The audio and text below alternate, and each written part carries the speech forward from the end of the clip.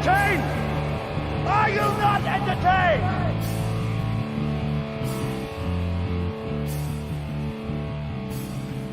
Welcome back, everybody. Welcome back to the Whiskey Jedi podcast. Happy Tuesday evening. Thank you guys so much for joining me tonight. If you are, I understand if you're not, because it is Skeleton Crew night. It is the big finale. So no worries if you are watching this back on the playback.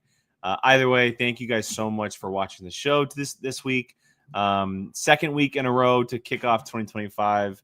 We're going strong. Very excited for this new schedule. It's been working out well for us, and I cannot wait to dive into everything. I'm trying a few different things here in 2025 with the setup and everything. The lights are coming next. I mentioned this last week. I put the camera on a tripod. I noticed that times when I was talking or doing things, because it was on the computer, because it was a good eyesight of the computer, it would shake when I would touch the desk. And I wanted to adjust that. And so now it's sitting on a tripod. And so there will be no more shake, which I'm very thankful for. Next up is the lighting, because the lighting is terrible. I cannot get over how bad this lighting looks. It's going to happen. I want you guys to be able to see the things behind me. You can kind of see that like things are knocked over back here. Bo was in here before the show started, before he went off to bed, and he was rummaging around, throwing things. I have to keep my kyber crystals on my desk because he absolutely loves these things. I don't know what it is, but he is obsessed with these little tubes, and they just go all over the house. So for right now, they are on my desk, as well as a couple of other things that he's taken off the backdrop that I have just kind of forgotten to get to, if I'm being honest. So, but yeah, look, very exciting for a very excited show tonight. A big show. We're back to the rundown. We got a couple of topics to discuss tonight. Obviously, the big one is 2025 movies. It's a brand new year, which means a brand new year of movies. And we have a ton of big movies coming out this year. Obviously at this point in the year, we only really know about the big budget stuff, the studio films. So we won't know about a lot of the more art and Oscar stuff and award-worthy stuff a little bit later on in the year when we get trailers and whatnot. So it's obviously going to be very big budget production, studio heavy when it comes to my list. As you guys know, I watch a lot of stuff, so my list is always very different. But at this point of the year, that's just kind of what I have to work with. So, but it's still a really good list. Like, it's still a very, very good list with a lot of variety, which I'm excited to talk about. But I hope everyone's doing great. Big G, thank you. Watching it after. I love that. Thank you for the commitment. Booze, John, Andy, hello to everybody watching. Thank you guys so much for being here. Crazy week. Crazy weekend, I should say. It's only been 4 days since my last show. I love the turnaround. But after tonight, it'll go back to the full 7 days between the shows. Catching back up on some things, kicking off the new year, trying to get everything in check to kick off 2025 in a really good way. But yeah, let's just go ahead and move into actually, before we move into the main topic, I got to mention what I'm drinking tonight. You guys can see it down below. I'm drinking Four Roses single barrel. I've never done Four Roses on the show. And for those who may not know, and if you are a fan of something like an old fashioned, it's very hard to pass up Four Roses as the mixer. Four Roses is typically what most bars use for the old fashioned, at least very good bars. It typically is the best whiskey for an old fashioned, a bourbon old fashioned, I should say, because a lot of people do use rye. For a bourbon old fashioned, Four Roses is considered the best. Never had it on the show. I was gifted the bottle, not really gifted, but I was given the bottle, I should say, from Gabby's cousin over the weekend. He wasn't a fan of it. It had been drinking it like some family get-togethers, Thanksgiving, Christmas, etc. And he was like, "Nah, I'm not really a bourbon guy. He's more of a Scotch guy." So he gave me the bottle. So there's not much left, but we're gonna drink it on the show. We're gonna enjoy some Four Roses, and talk a bunch of cool topics that I'm really excited to get to.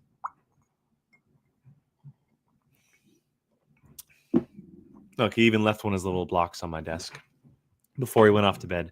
All right, well, let's get into it. So I want to leave the majority of the show for the 2025 movies. So I might blaze through the topics a little bit. And sorry, I'm getting updates about Gabby and Bo as he goes off to bed. So I might look at my phone here and there.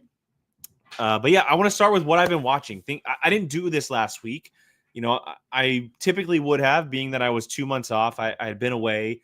If you guys follow me on, things like Instagram, you'll see me logging things that I'm watching. But as I mentioned last week, there are things that I forget to log.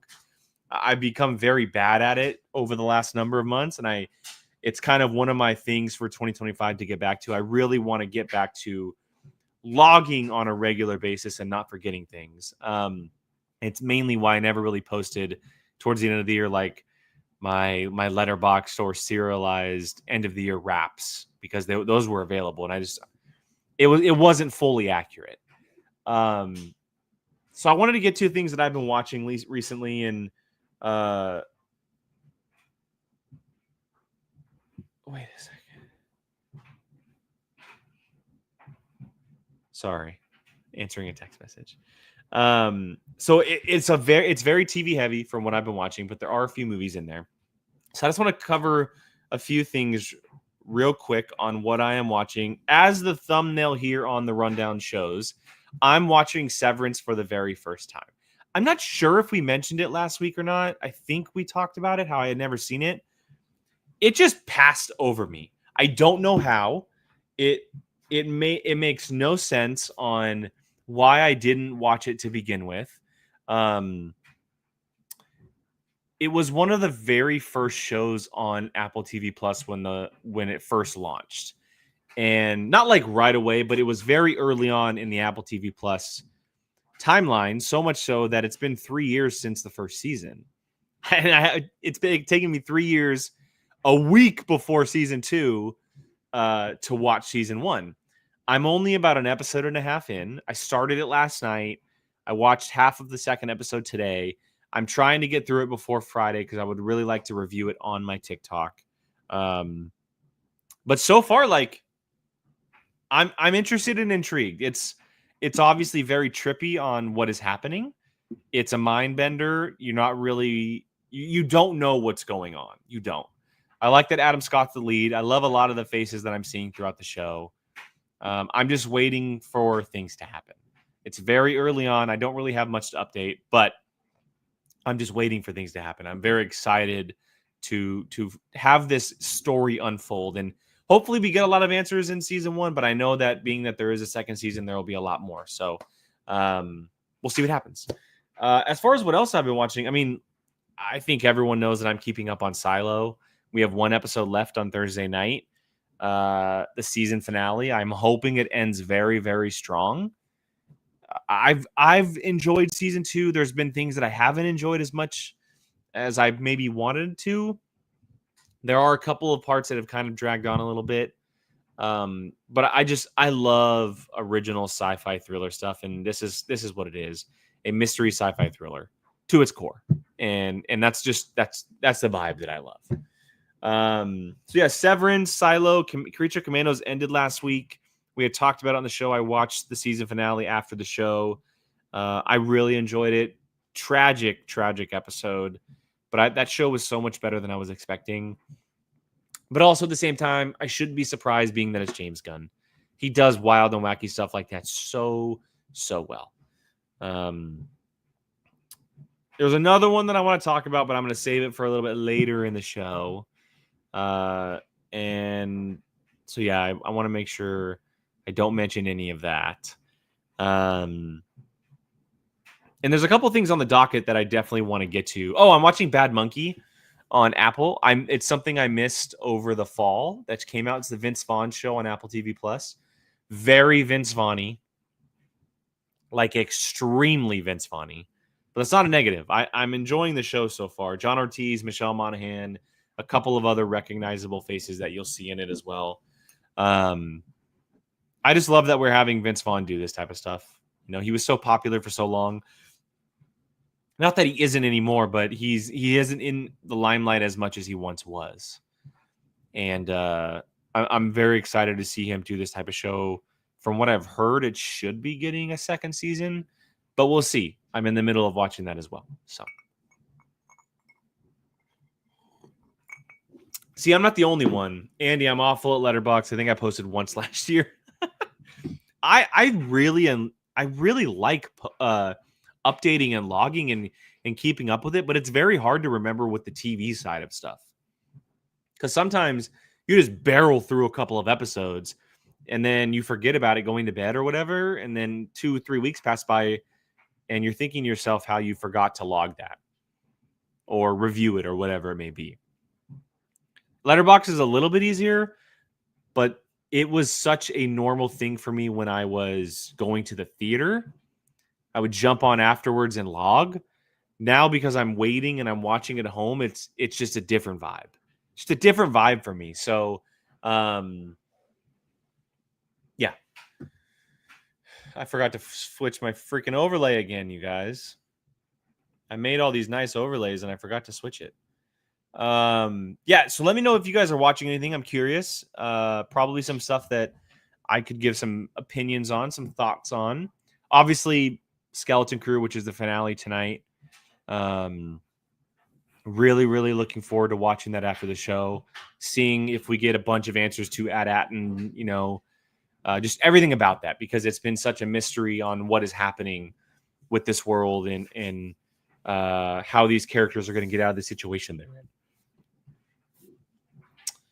John, I'm bad at logging individual episodes, better at season at a time. Yeah, that I totally understand that.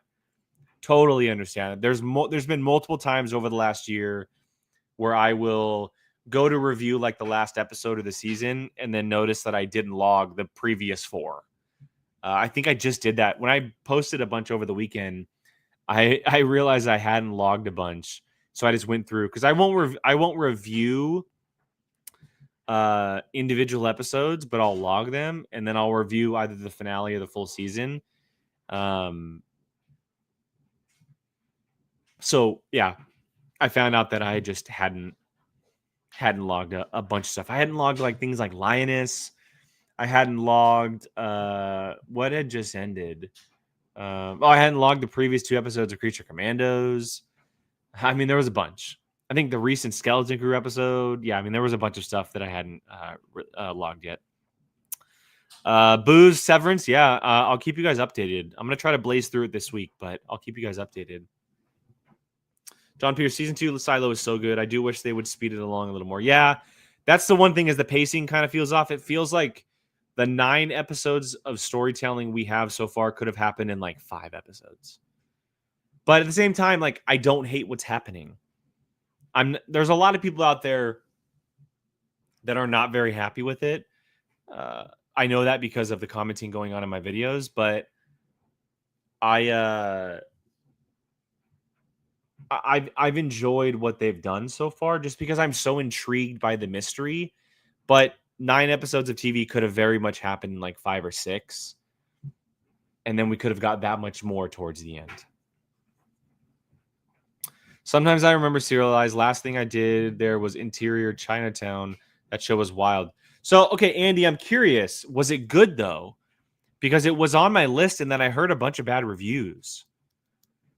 I liked a lot of the cast members in the show, and I was looking forward to watching it, but I wasn't sure if it was good or not.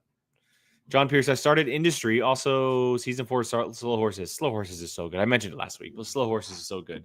Industry, I'll have to look up. I don't know if I've heard that one. I might have, but I don't think I've paid attention to it enough. I've been rewatching My Hero Academia, the absolute greatest superhero show without a doubt. Never seen it. I can't wait for the final season of My Hero Academia. And Vigilantes. Big G's on that too. Is that an anime? Please confirm or deny if that's an anime or not, because I don't know. The final thing that I have been watching, which just ended on Sunday, was Landman. I think we mentioned that as well. The Billy Bob Thornton, Taylor Sheridan show. Good, really good season finale. Cannot wait to see what happens with season 2. Taylor Sheridan just kind of knows what to do with those shows. Whether you like him or not, he knows how to write and direct television and film, because he's been very good at it in the film as well. But he understands how to do that. I absolutely adored Interior Chinatown, but I'm also super biased because of Chloe Wong. that's why.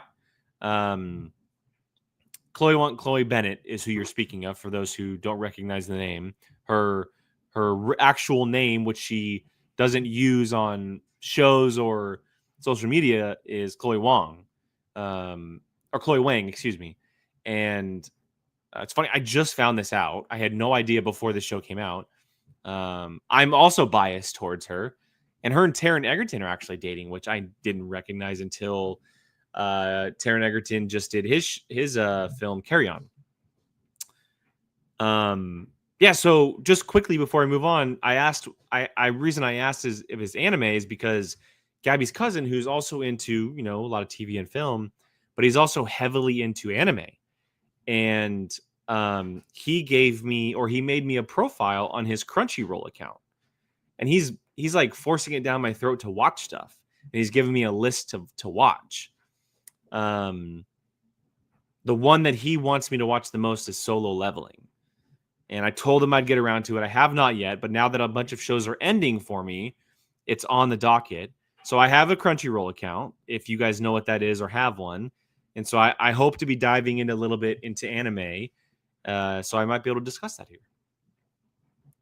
So yeah. Yeah, honestly, when I did what I've been watching, for some reason I thought I had this like big long list of things that I had been watching, but I just realized a lot of shows just ended. Like literally last week, Landman and Creature Commandos ended. This week, Skeleton Crew and Silo are ending.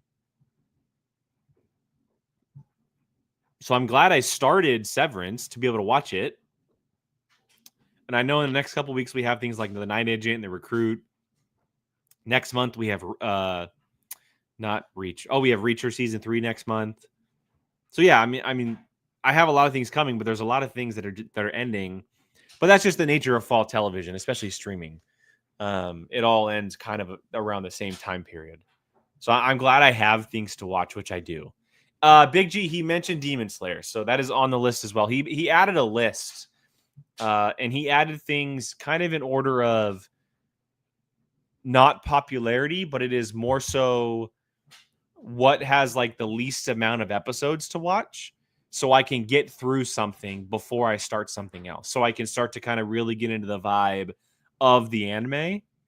So like Solo Leveling, I believe only has like 2 seasons instead of something like One Piece, which has 100+ episodes or something, right? Just as an example. Yeah, Andy. Okay, I watched a little Solo Leveling. I need to catch up. I think that was his favorite, which is why he mentioned it. I think My Hero might be more up your alley, though some of the Japanese comedy might throw you a little early on.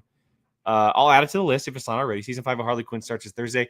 I have not watched Harley Quinn, actually, surprisingly. I know that's probably something I need to get to. I just never got to it. It's just one of those things that passed me by, I think.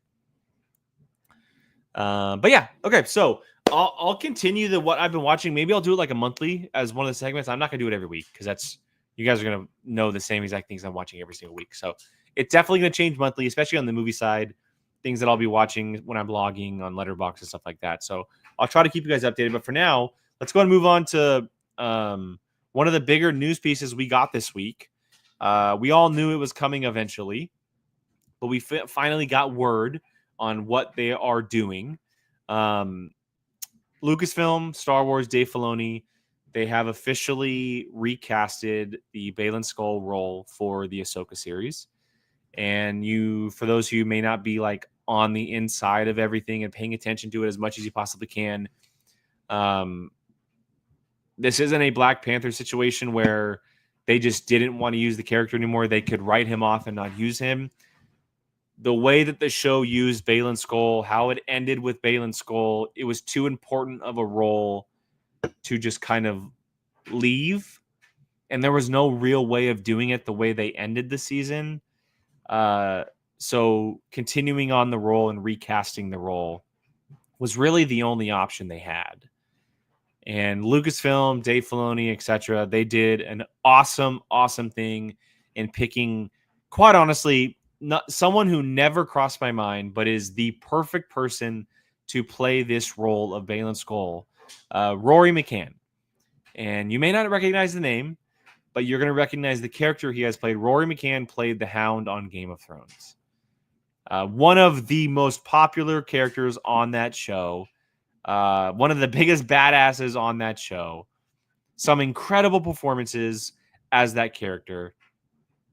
And the most important and kind of best part about this recasting is that Rory McCann was a real life friend to Ray Stevenson. They were friends. And that is awesome. Like, and I'm not just talking like acquaintances, they worked together in the past. They were actual friends. They celebrated events together. They probably went on some vacations together. They spent time together. And the fact that Rory McCann is going to be stepping in for him, I'm very excited. I'm obviously very, I'm feeling indifferent about it just because of the situation. The tragic passing of someone like Ray Stevenson, who was, in my opinion, so incredibly underrated. He was in so many great projects over the years and was never really given the spotlight. And he fit the role of Balin Skull perfectly. And for many, he was the one piece of that show that they walked out and were like, yep, that was a standout. That was the part I love the most. And to not have him in this role anymore it's a big bummer. But if you're going to have someone play this character going forward, I mean, Rory McCann is an incredible option. Obviously everyone goes to, massive names on who can play this character, the Josh Brolins and, all of the big names like that, right? It fits better. It fits better if you have someone like Rory McCann, not just because of his acting chops and his ability to play these types of characters, but because of the actual meaning behind it. Excuse me. Like being a real life friend to the guy who played this character who wasn't able to fulfill the role because of circumstances. That's pretty great. So I'm all for it. I think it's a great option, great choice. I'm very excited to see him in the role. He's going to be able to look very similar to Balin Skull, or to Ray Stevenson, I should say. With the white hair, the white beard, and his part is just too massive to leave unfinished. It really is. It's kind of what it came down to. The role is extremely important to this story. And if if you are very in on the lore and the history of Star Wars, you can understand the pieces and really put together the puzzle of kind of where they are headed. You can't do that without Balin Skull, what they set up in season 1, right? Like, you just can't.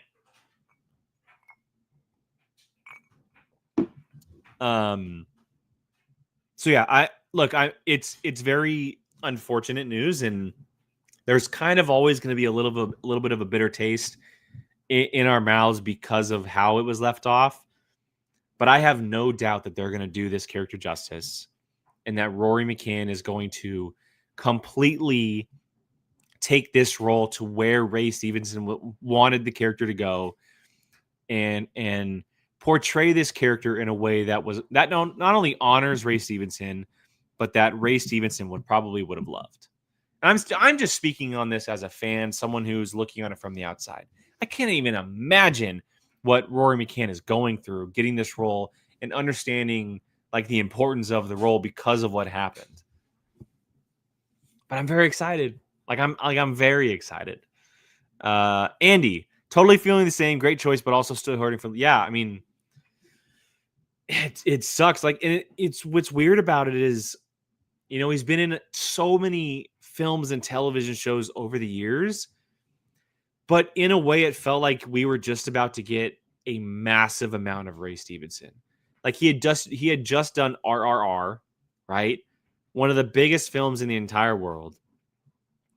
And then he plays this Star Wars character of Balin Skull, who we've never met before, and walked out of this show with characters like Ahsoka and Sabine and Hera and Ezra, and was the standout. Like, he was the standout of a Rebel sequel.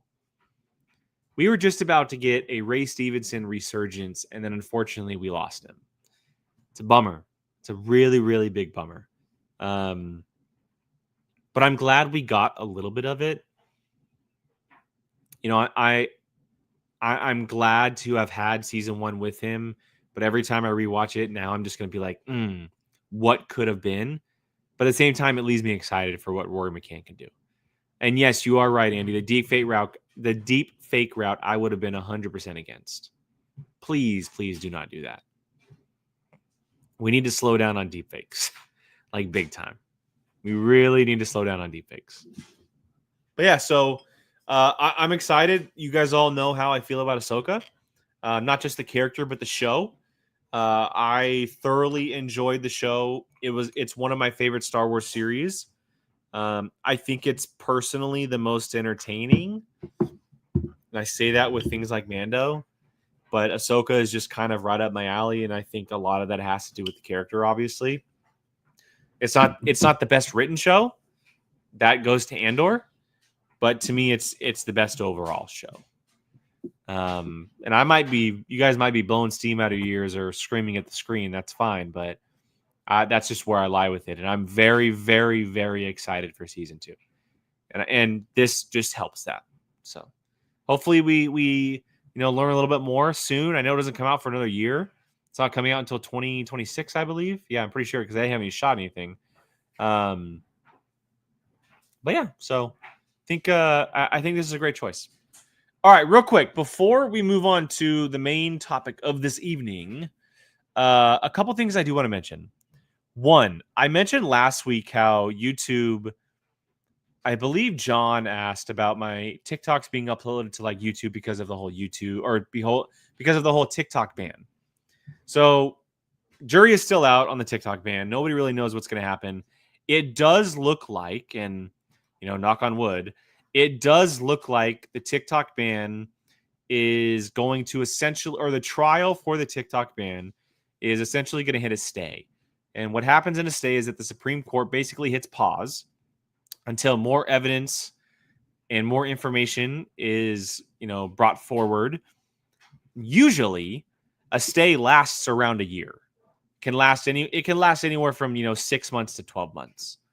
That is the most likely outcome from everything that's been happening with the trial. So I'll keep you guys updated. The deadline and the supposed date of TikTok being banned is January 19th, which is Sunday. So there will not be a show before then. But what I wanted to say is that after last week's show, I obviously went back a little bit and started uploading some stuff to YouTube. And what I realized, I don't know if this happened recently because of the TikTok thing or if this happened a little while ago, but YouTube upped their short limit to 3 minutes. It's no longer just 59 seconds. Shorts can now be 3 minutes or less. And that is massive because the majority of my videos that I record for TikTok are no more than 3 minutes. I record in an app called CapCut for editing, and the most recording length that you can do in CapCut is 3 minutes. Now, there are some times where I do videos like the Silo review last week or a couple of others here and there that go over 3 minutes because there's so much information to cover. And that's fine. I'll upload those in part. I actually did that for a video this week. I did a review on an episode of TV that was over 3 minutes. I uploaded it in 2 parts. So now I'm going to be regularly uploading my TikTok videos to YouTube Shorts. So if you don't have TikTok or if TikTok goes away, this is where you will be able to find them, which is massive. It's content outside of what I do here on the show. And for those who don't do TikTok, aren't a fan of it, just not into it, you guys now have the option here to watch my shorts, my TV reviews, my movie news, any rankings I do. All of that will be uploaded to YouTube, just like I have been to Instagram.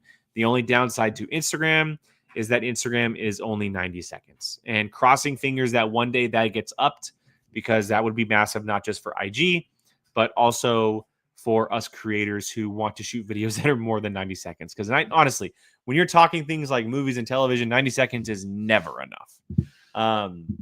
And John Pierce, yes, you are correct. CapCut is owned by the same company of TikTok. And so we don't know whether or not CapCut is also going away. There is a possibility, but CapCut is only really an editing software. It's not an actual social media software. So we're not sure what's happening with that. I'm crossing my fingers that if TikTok does go, CapCut doesn't. because I do everything in CapCut. And it would be very unfortunate to not have that software anymore because of the layouts I've made with the colors and the thumbnails and everything. The app has been incredible to the way I've been able to set up my accounts, and not having that anymore would be a big giant bummer. The second thing I wanted to mention is that, and I'm not sure if I mentioned this last week, but on my social medias last week, I posted a link. I'm officially selling my movie collection. I have over 400 Blu-rays that I have up for sale, and I posted a link to my Instagram, to my Twitter. I didn't do it on YouTube, which I will do it on YouTube, but as it's a link to the entire list. I logged everything. I barcode. I scan the barcode. It's an app called iCollect. I scan the barcode and it inputs into a collection. There's over 400 Blu-rays available. I actually have a buddy who already reached out about a number of them. I have not gone through and deleted them yet because he's officially buying them. But the reason why I'm getting rid of them is just space. I know for many years you guys saw they were sitting back here in my background. I think I grabbed no more than like 8 Blu-rays over 4 years of living here from that space. And with my son and Bo needing space, and you can tell there's toys back here. He has his little tool set right here. We just need the space for things. And because they were collecting dust, I'm a physical media guy. I am, but over 400 of them is a lot. And I plan on keeping a number of them. To answer your question, John, I plan on keeping a number of them. I have always called them my untouchables. So there is a list of untouchables that I won't get rid of, but the majority of them are for sale. The majority of them are $5, but there are some obviously like steelbooks and special editions, like 25th anniversaries and stuff that will be like $8. Some movies that are very, very hard to find and not really available on Blu-ray that could be $10, but there's very few of those. The majority of these movies are $5. So if you guys are interested, you guys can DM me, X, Instagram, TikTok, here on YouTube, whatever it may be. Just let me know. I'll send you guys the link. You guys can look it over and let me know if you guys are interested. All right, let's go and get into the main topic of this evening. It is the most anticipated films of 2025. A lot of big movies came out in 2025. It's funny. I looked back on 2024. I was like, man, I wonder if 25 is going to live up to what 24 had. And it might not live up to it, but it's definitely competing. There's a lot of big movies that are coming out this year that I forgot were coming out this year. As I was doing my list, I was trying to log. What I essentially did is I put all of the movies I'm really like 100,000% looking forward to on a list. It's not 5. It's not just 10. I think there's 13 films right now on the list, and then I ranked them. So the list is 13 of them, and like I mentioned earlier, there's a number of movies that we have no idea are coming out this year that will go onto the list once we know about them. But right now, these are the 13 movies I'm really hardcore excited for in 2025. And please let me know your guys' official list, or just leave some movies in the chat that you guys want me to kind of expand on a little bit, talk a little bit more about. Maybe you guys have questions. If there's a movie that's not on my list, ask why it's not on my list. We can dive into that. But let's just go ahead and run through this real quick and talk about the 13 movies that I am looking forward to, because I am very excited for what 2025 has to offer. Let me make sure my chat is up so you guys can leave all of your comments there. I'm going to go from the bottom up. And I was wrong. There's actually there's actually 16 movies. Excuse me. I think I added an extra 3 on there, 3 or 4, just to kind of fill the space. But I'm still excited for them. Don't get me wrong. I'm still excited. So number 16 is The Electric State. The Electric State, if you have not heard of The Electric State, it is a Joe and Anthony Russo film for Netflix about a post-apocalyptic world where amusement park robots come to life. It stars Chris Pratt and Millie Bobby Brown. There is a trailer out there, and we haven't really heard a lot about it, but that's kind of the case usually with Netflix. They typically do that. They don't really reveal stuff until it gets closer to the film, like 2 to 4 weeks before the film comes out. But yeah, The Electric State, I enjoy the Russo brothers as directors. I know their past two movies haven't been like the biggest hits ever. The Gray Man with Ryan Gosling and Chris Evans, and then they did Cherry with Tom Holland. But I do enjoy them as filmmakers. And they're coming back to do the Avengers films. This will be the last movie before they do Doomsday. So I want to see what they're capable of doing with this movie in a post-apocalyptic world with a bunch of giant robots, Millie Bobby Brown, Chris Pratt, a number of others. I'm interested. So that is number 16. Number 15 is The Accountant 2, which is the Ben Affleck sequel. The Accountant was a shocker. Did not expect that movie to be as good as it actually was. Ben Affleck and Anna Kendrick starred in the first one. An appearance from John Bernthal. I haven't really heard a ton about this sequel, but I'm still looking forward to it just because of the original. Up until a point where I don't feel like I'm interested anymore because of what I've seen or what I've heard, it is going to stay on the list. So right now, number 15 is The Accountant 2. Number 14 is the Karate Kid Legends. And Karate Kid Legends right now is this low because I have yet to see the ending of Cobra Kai. The ending of Cobra Kai, if it does connect, sets up this film, could very well change the setting or where this movie is set in my list. So for right now, number 14 is Karate Kid Legends. We have Jackie Chan and Ralph Macchio coming together for a new Karate Kid. And I know we have a trailer, but it's a heavy teaser trailer, and we don't know how it happens yet. We really don't know how these two characters are brought together because of what Daniel is currently doing with Cobra Kai and where we last saw Jackie Chan with Jaden Smith in the Karate Kid reboot. So jury is still out on this one. So number 13 goes to Predator Badlands. Now, Predator Badlands is another anthology film following Prey for Hulu a few years ago. And this one is still directed by Dan Trachtenberg. If you've been following me on TikTok, I've been keeping up with this movie because I'm very, very excited about this kind of Predator universe that Dan Trachtenberg has committed himself to. First of all, Dan Trachtenberg is a phenomenal filmmaker. Not only did he do something incredible with Prey and really kind of like spark life back into this franchise that had not really gone anywhere in quite a while, right? And like Predators with Adrian Brody was awesome. Didn't get the love that it should have, but it was awesome. And then you had the previous Predator films. You had the AVP films. You had the reboot Predator, which was not good. So Dan Trachtenberg was able to take a property that was really in the dumps and then reinvigorate it in a massive way and really understand that Predator should not be about sequels and reboots. It should be about single stories with these hunters, these universe hunters in different time zones, or not time zones, timelines, right? Like we had Prey, which was sent way, way back in time with Native Americans. And then you have Predator Badlands, which stars Elle Fanning in a distant future. Like, I love the concept that they're giving these movies. I'm very much looking forward to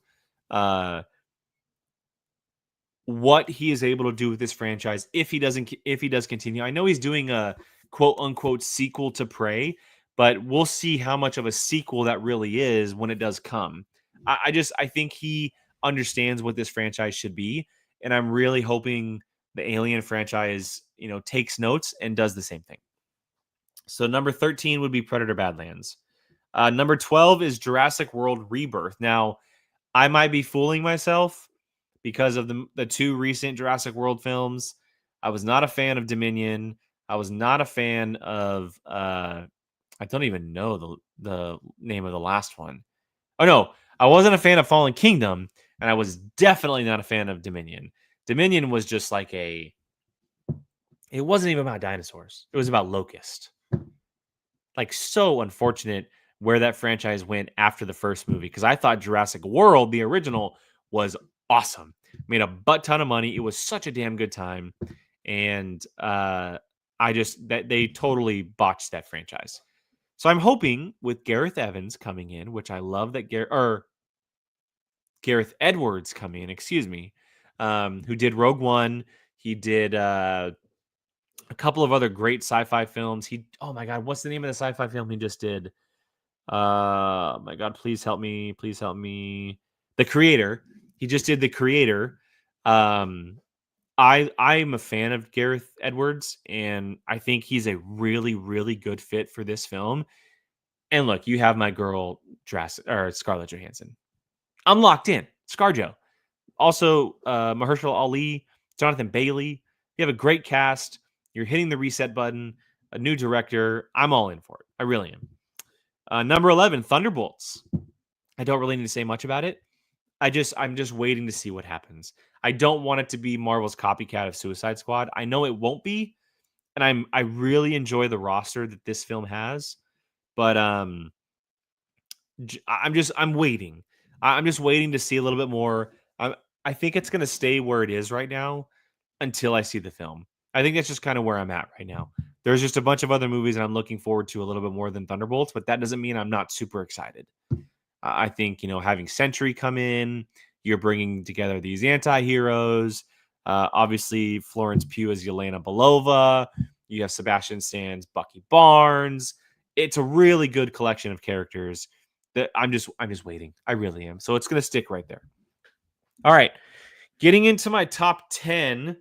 I'm not going to spend too much time on them because I don't want to go overboard with my time. So I'll just say a few quick words about them if they are quick.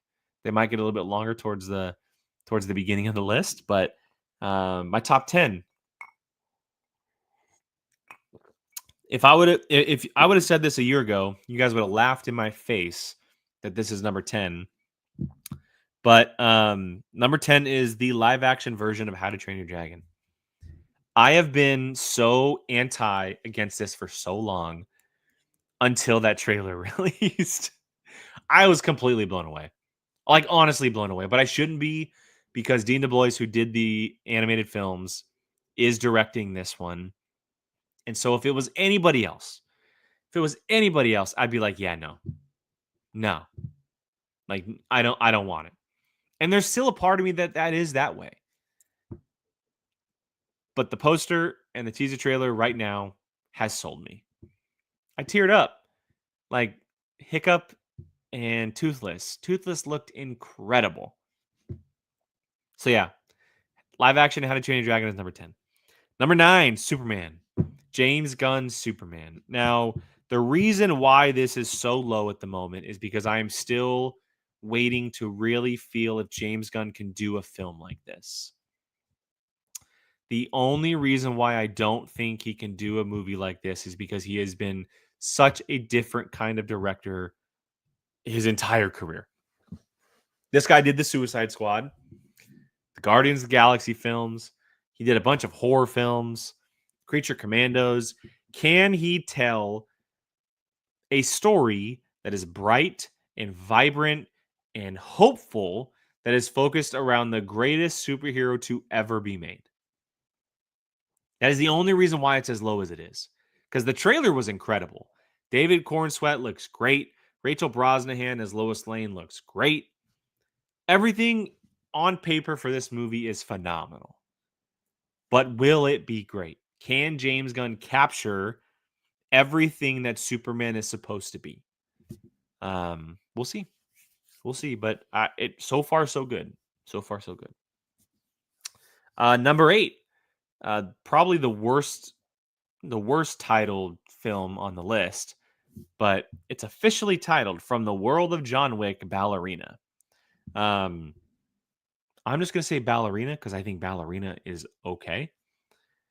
But you have the John Wick world, which we all know is incredibly rich with stories. There's so much to tell in that world in any time period you want to tell it in. But then you bring in someone like Ana de Armas to play this character. Locked. Absolutely locked in. So yeah, I mean, Ballerina, Ana de Armas, John Wick, I'm sold. I'm 100% sold. I can't, and I've been saying it since the 4th film. I want the John Wick franchise, the main John Wick franchise, to be over. I think it's a beautiful, incredibly perfect ending for that character, whether he's alive or dead. I personally think he's not, but whether he's alive or dead, that franchise is great. Now move on to something else. Tell different stories. whether it is the Continental on Peacock, whether it is something like the Ballerina or something else. Like, go 30 years in the past or go 20 years in the future. I don't care. But tell something else other than John Wick, because I think, as much as I love Keanu as that character, we don't need another movie. Like, give me the Donnie Yen film. I'm sold. I'm in on that. So yeah, Ballerina, really looking forward to. Number 7. No. 10, 9, 8, 7. Yeah, number 7. Captain America Brave New World. You guys know how much I love Captain America. He is my favorite Marvel hero. I love Chris Evans as Steve Rogers, but I've also really, really, really loved the transition they have given Sam Wilson so far. Not just the transition from Falcon to Cap, but also just the entire development they have given his character over the entire time we've seen Anthony Mackie play this character. I'm just really, really excited to see him as Cap full time, but also Harrison Ford as Red Hulk. Now, I would obviously much rather see William Hurt because he was, that character for so many years. But just like Ray Stevenson, unfortunately, he passed, and the character of William Hurt, or not, sorry, I keep saying William Hurt. That's the actor's name. I apologize. But William Hurt just unfortunately was not able to play that character going forward, and the character was too important to the story that they wanted to tell. They wanted to introduce Red Hulk. They wanted to tell that story, whether it was in Captain America or not. And while they had it in mind that William Hurt was going to play that character, they couldn't get around not being able to include the character going forward, which then you have Harrison Ford bringing in. And Harrison Ford is my all-time favorite actor. All time. No one comes close to Harrison Ford for me.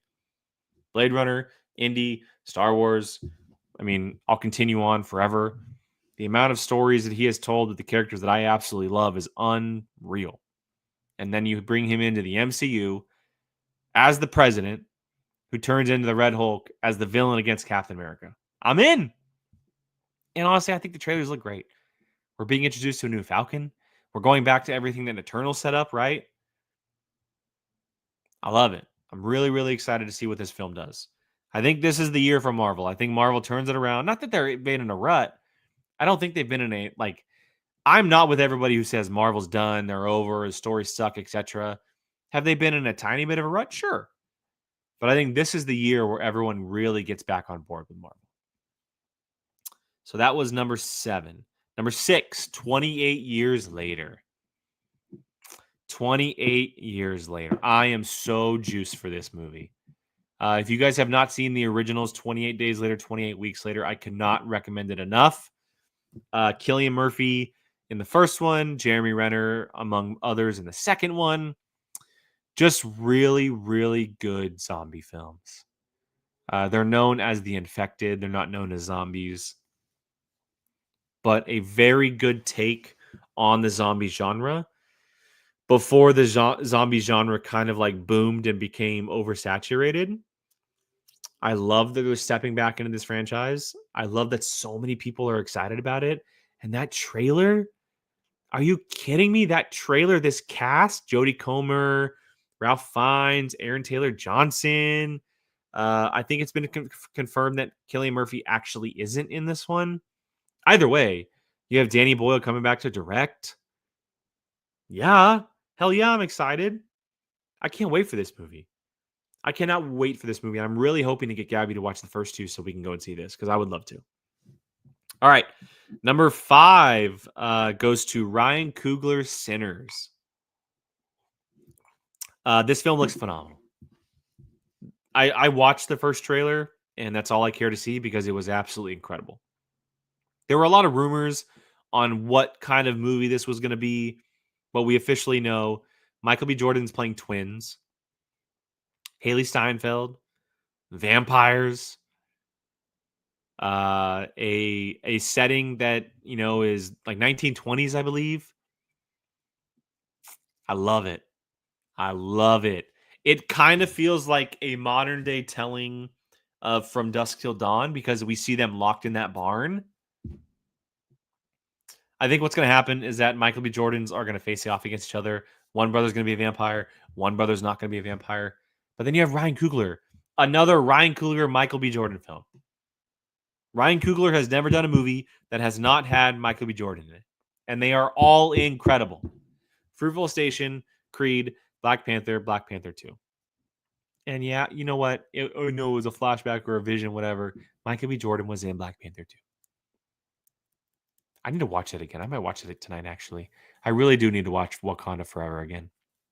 I've only seen it the once. So yeah, Sinners, I'm so excited for this film. I think it looks incredible. Everything Ryan Coogler touches is gold in my opinion. And he's also a Sacramento State alumni. So boom. Stingers up. All right, top four. Top four. Number 4 goes to the Fantastic Four First Steps. I think this is the movie that's going to do it. I think Marvel has put all of their eggs in this basket. I love the cast. I cannot tell you how much I love the cast. Pedro Pascal, Vanessa Kirby, which I called. I called her Sue Storm a long time ago. Pedro Pascal, Vanessa Kirby, Joseph Quinn, Ibn Mas Bakrak. Our Fantastic Four. I love it. This is a movie that's going to be massive to the universe of the MCU in a big way. I know that we have not been told yet because we probably won't be told until either a trailer happens or the film comes out. But this film is 100% taking place on a different Earth. 1,000%. Actually, I think that might be confirmed now that I'm thinking about it. Either way, I think it's taking place on a different Earth. We know that RDJ is going to show up at some point as Doom, more than likely towards the end or the post-credit scene. They have already been Fantastic Four. Galactus is the villain. And I think that these characters end up losing their world at the end, and they end up in the Prime timeline. And I cannot wait. I cannot wait.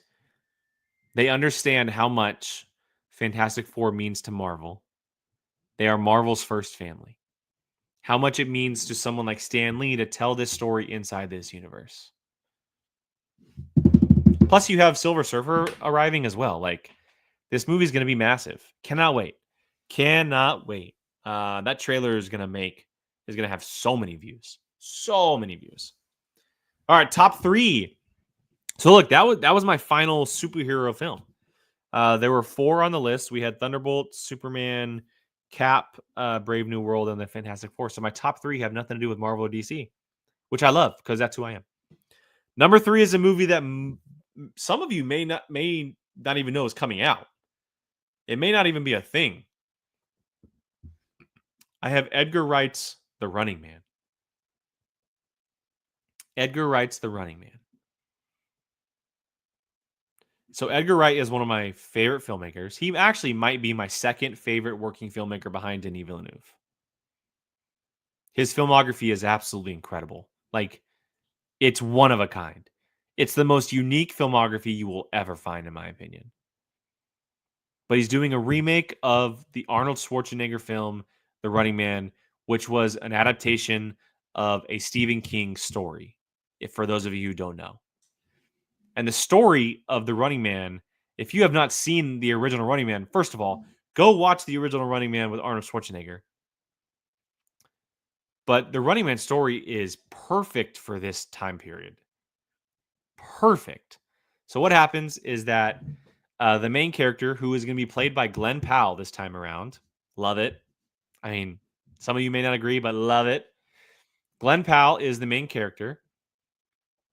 And he gets blackmailed, and convicts, people who go to prison, people who break the law, they go on this game show. And this game show sends them into, I forget the name that they use for this area of the world, but the apocalyptic dystopian side of the city, the world. There's a dystopian side, and there's, the real world we live in. The dystopian side is full of criminals and prisoners and inmates and very, very bad people. So he was blackmailed. Arnold Schwarzenegger. He's sent into the dystopian world, and he has to fight off all these people to survive. Edgar Wright telling that story? Come on! With Glenn Powell, and Big G just mentioned it, Coleman Domingo is playing the game host. You're right. Coleman Domingo is playing the game host who was quote unquote the villain of the story. I mean, yes, I need to look up the actual cast because the cast surrounding Glenn Powell is incredible. Edgar Wright, The Running Man cast. So here you go. So, and in the film, in the Arnold Schwarzenegger version, he has a female companion who he is fighting alongside with as well, who she was mistakenly put there. She's not meant to be there, etc. So Glenn Powell, Katie O'Brien, who is from the Mandoverse. She was in Love's Lies Bleeding. She's been in a lot of great things. She was in Twisters with Glenn Powell. Super funny that she was in that. She got casted as the female lead alongside Glenn Powell. You have Josh Brolin, right? You have Lee Pace. You have Michael Cera, William H. Macy, and then Coleman Domingo. That is a killer cast. Like a killer cast. So there's no way I could not be excited for this movie. Yeah, I'm super excited for Edgar Wright adapting this film. I think him adapting a Stephen King novel is so exciting. So that's number 3. Number 2, and most of you may not know that this film is also coming out, or may not even know that this is actually a film, but it's called F1.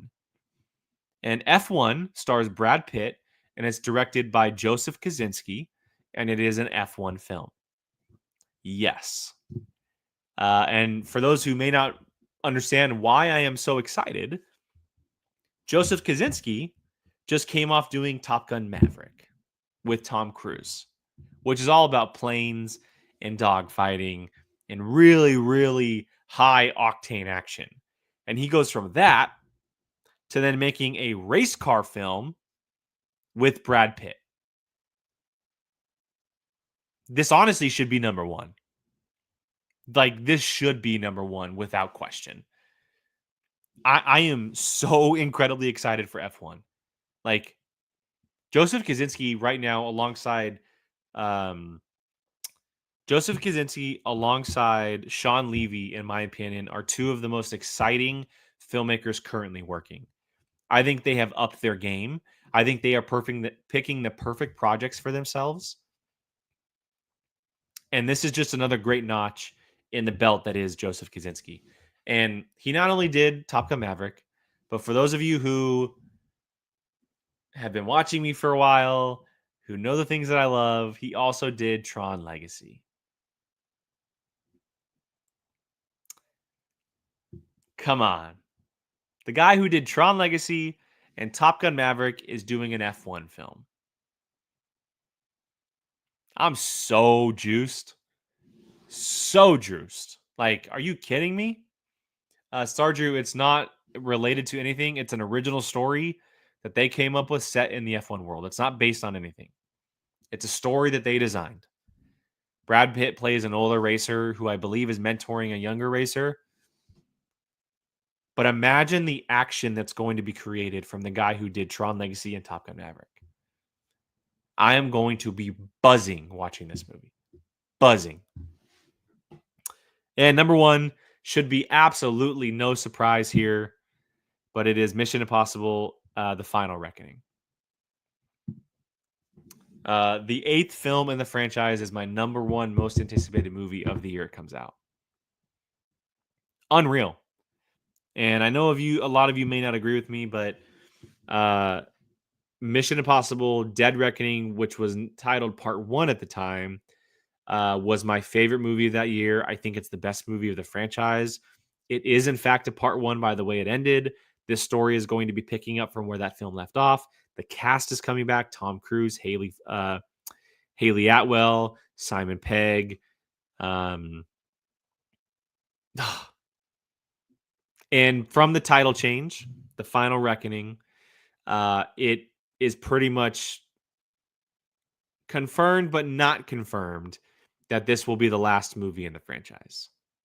Whether or not Ethan Hunt dies, we'll see. But more than likely, this will be the last entry into the Mission Impossible franchise with Ethan Hunt, which I am totally okay with. Because the run that they have been on, it's pretty unfair, actually, to be honest. The run that they have been on, So they did Mission Impossible 3, which I absolutely love. The only bad movie in this franchise is the second one. And it's not like the worst thing on the planet. But they did Mission Impossible 3 with J.J. Abrams in 2006. 6 years later, Brad Bird did Ghost Protocol. Everyone lost their for that movie. That movie was incredible. I love Ghost Protocol. But then they followed up. Christopher McQuarrie stepped in, followed it up, and he did Rogue Nation. Introduced Rebecca Ferguson, that whole timeline, and we got a continuation of a story which we had never seen inside the Mission Impossible franchise. So you had Rogue Nation, banger, competes with Ghost Protocol as one of the best movies. He follows it up with Mission Impossible Fallout. Hands down, the best movie in the franchise up until that point. Henry Cavill comes in, Angela Bassett comes in, banger on top of a banger. But then he follows Fallout up with Dead Reckoning Part 1.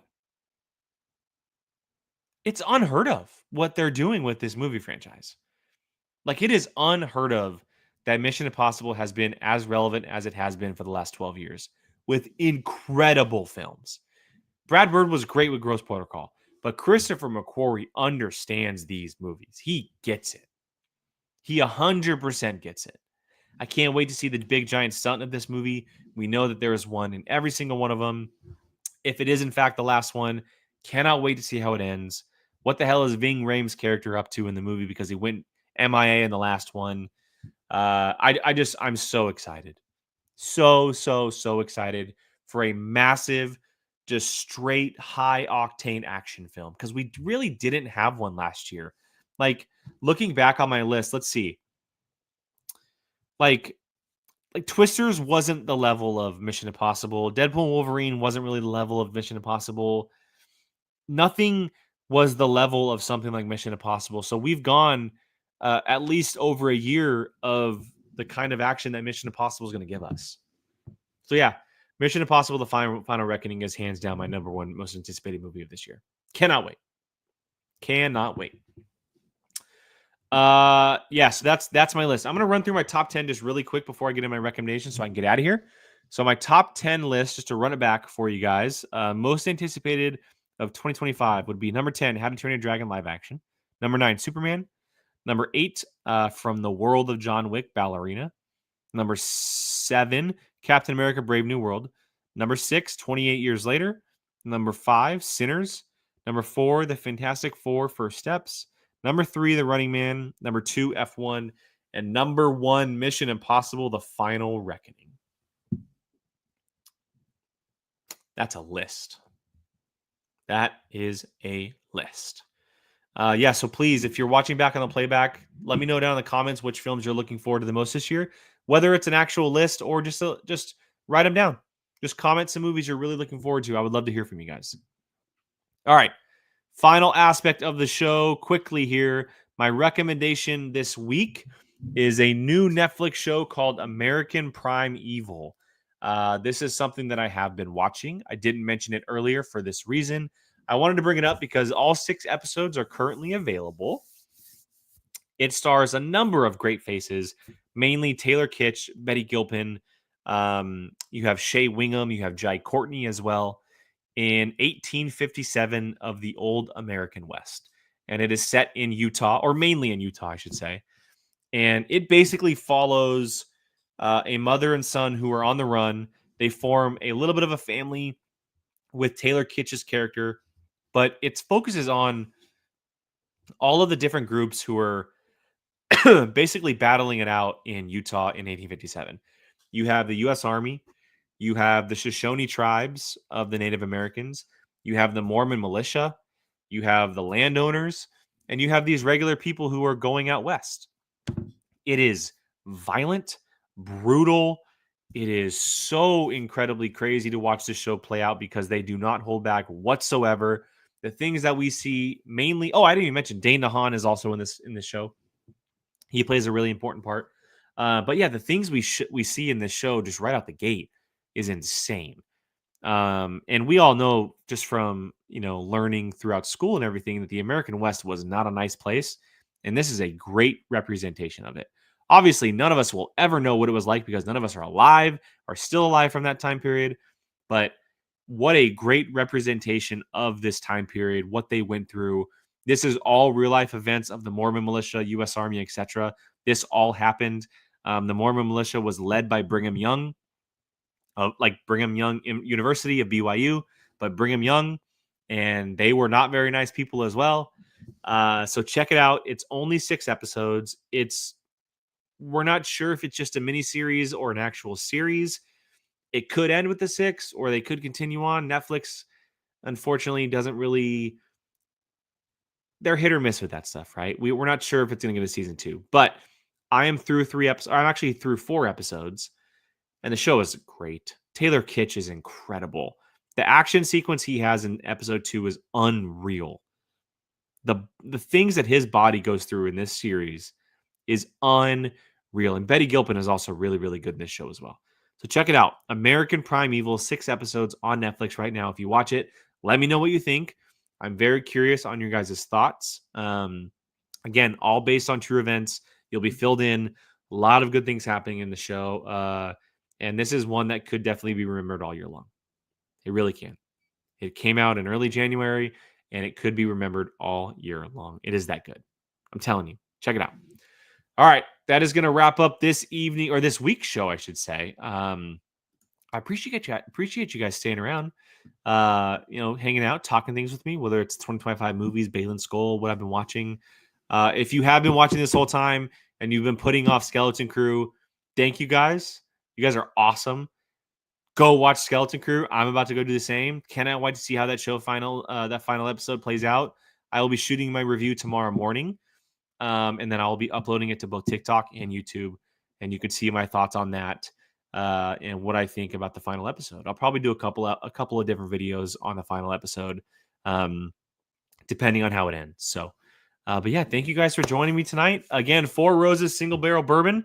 I'm gonna finish my drink before I sign off, and then we'll say a quick goodbye.